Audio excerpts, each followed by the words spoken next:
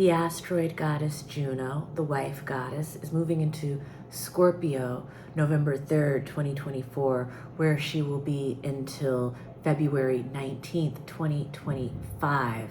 Hello, my name is Eliane Nicole. I'm your astrologer and tarot reader, and in this video, I'm going to talk about the asteroid goddess Juno, also known as the wife goddess, some of her general attributes, as well as what it means that she's going to be in Scorpio from November 3rd, 2024 until February 19th, 2025.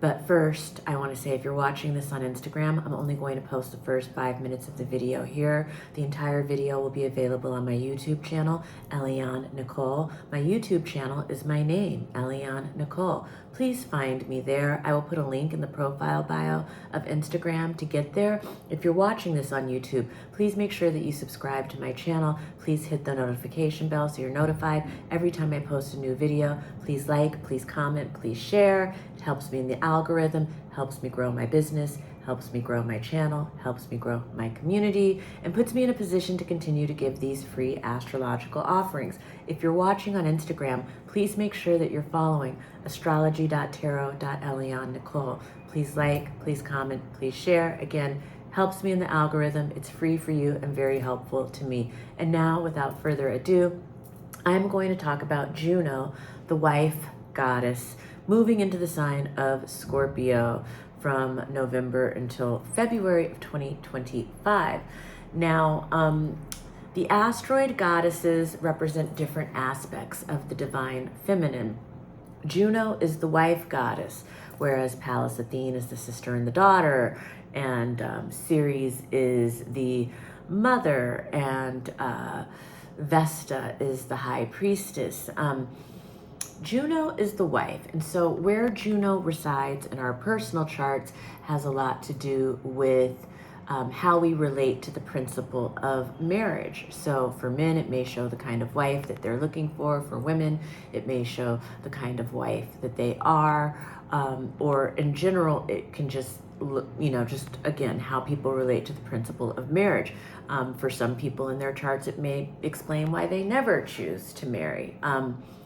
And things like that. However, Juno, even though it's known as the wife goddess and marriage is the number one, aspect of life we identify that asteroid goddess with, she also has to do with all one-to-one kinds of committed relationships. So it could be a business partnership that's long-term. You can look at Juno to see how you relate to that principle, as well as long-term creative collaborations, committed creative collaborations, any kind of one-to-one relationship. If you have a very best friend in life, Juno can look at you, how you are in that relationship as well. So, and so Juno by transit is going to bring up those kinds of issues if a transiting Juno asteroid is interacting with any of your personal planets in your chart. So Juno is really important in the sky right now because right before she enters Scorpio on November 3rd, she's at the 29th degree of Libra.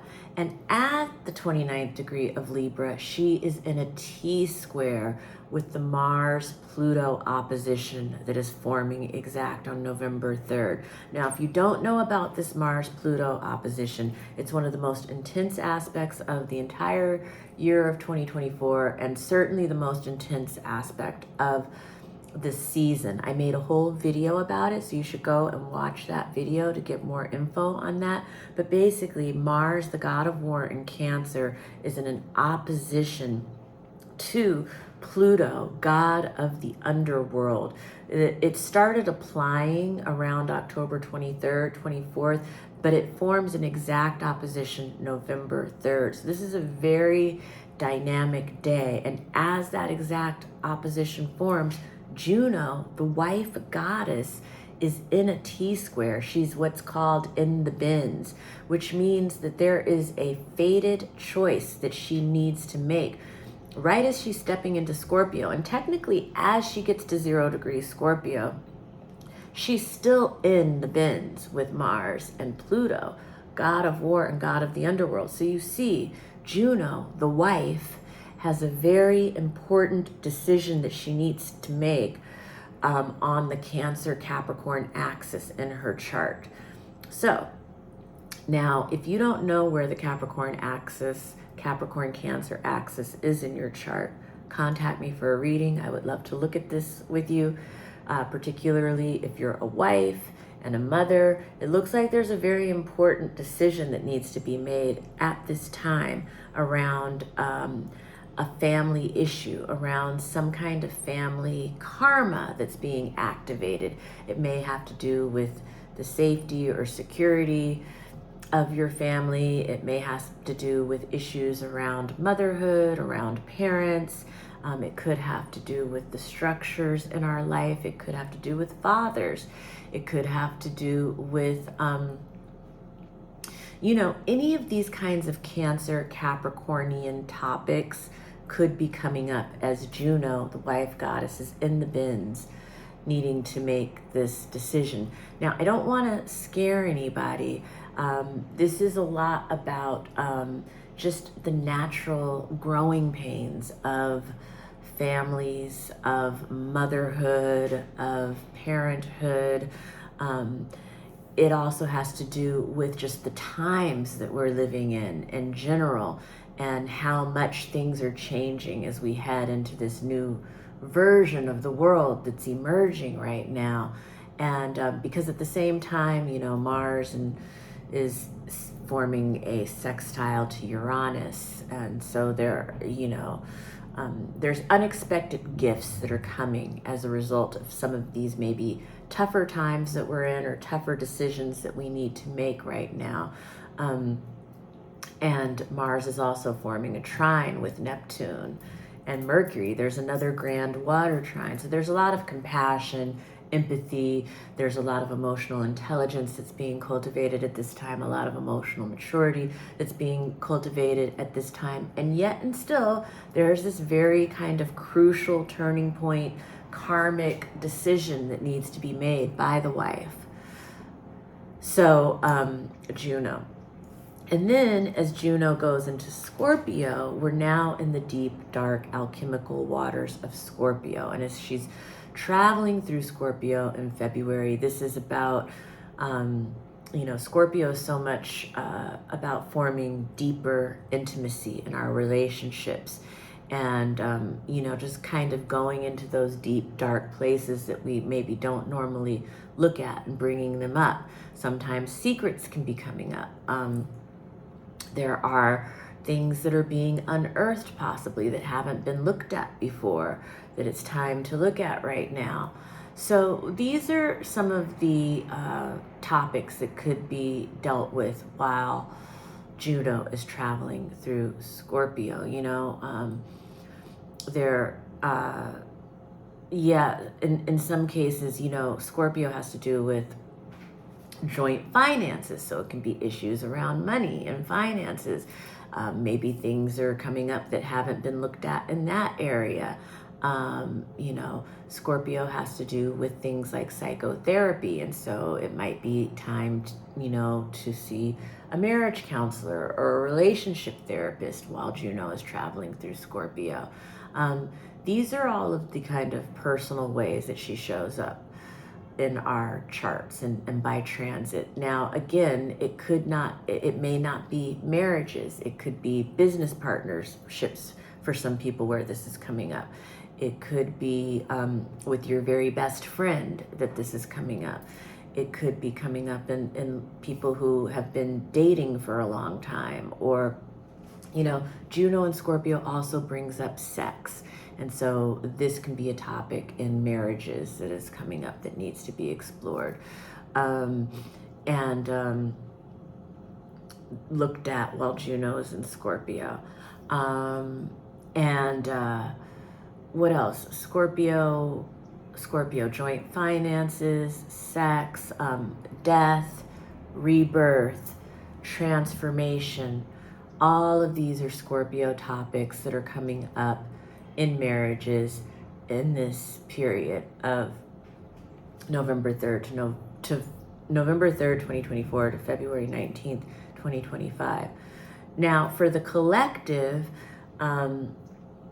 Juno may have to do with, high profile couples, high profile marriages that were all are in the headlines, and there will be like Scorpio topics around the high profile marriages coming up. Again, issues of joint finances, issues of sex and in marriages, or death, rebirth, regeneration, transformation, all of that.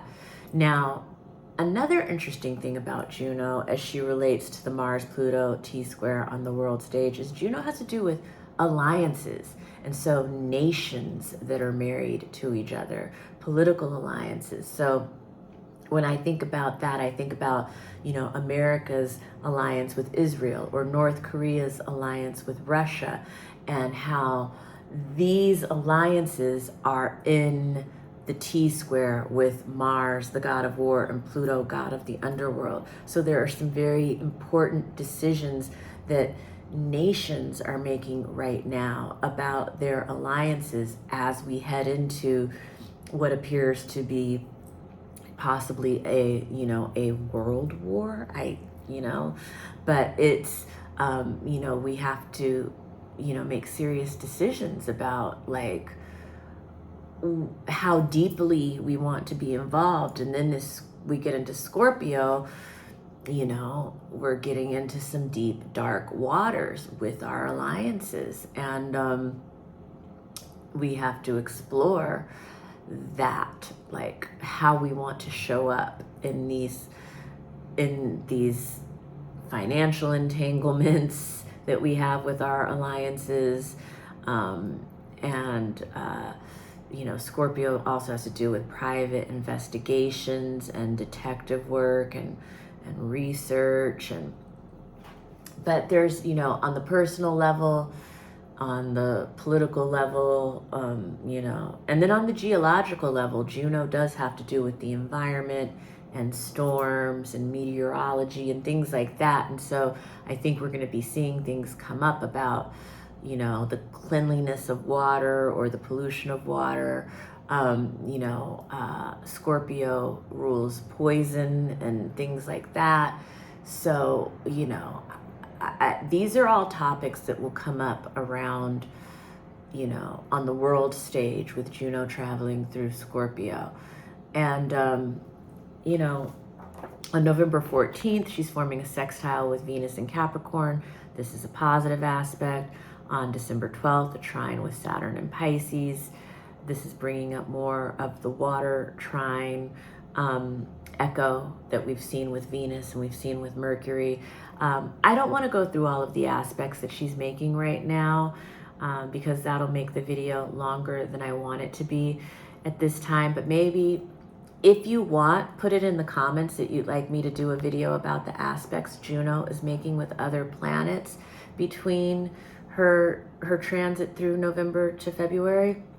And if enough people comment that they'd like to see that, then I will do another Juno video and talk specifically about all of the aspects she's making to planets or during her journey and what that means for marriages and partnerships and alliances.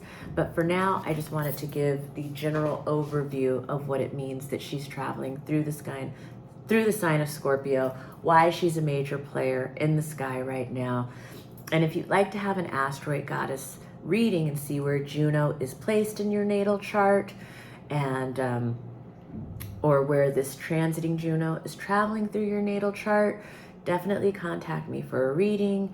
My books are open for the remainder of the year. This is a great time to get a reading. We're heading into a new year where so much is changing. It's a very exciting year in 2025, and so I would love to take you through what that looks like for you. And we can also do an asteroid goddess reading and look at where all the goddesses are in your chart. Also, I offer digital gift certificates. So if you'd like to give someone the gift of a reading for the holidays, it's a great gift. It's very unique. It's different. It's something that somebody might not necessarily get for themselves. My gift certificates are really cute. So contact me to get a digital gift certificate as gifts for the holidays. And yeah, just thank you for joining me for this brief little overview. This is just the broad strokes. There's so much more I could say about Juno. There's so much more I could say about the transit.